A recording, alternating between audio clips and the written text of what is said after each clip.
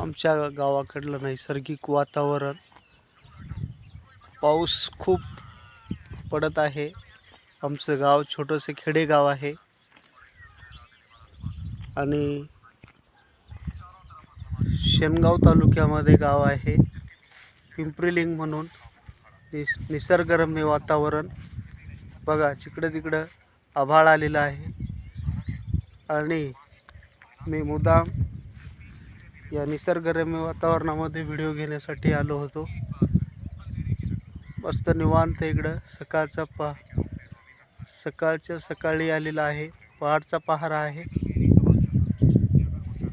इकडं.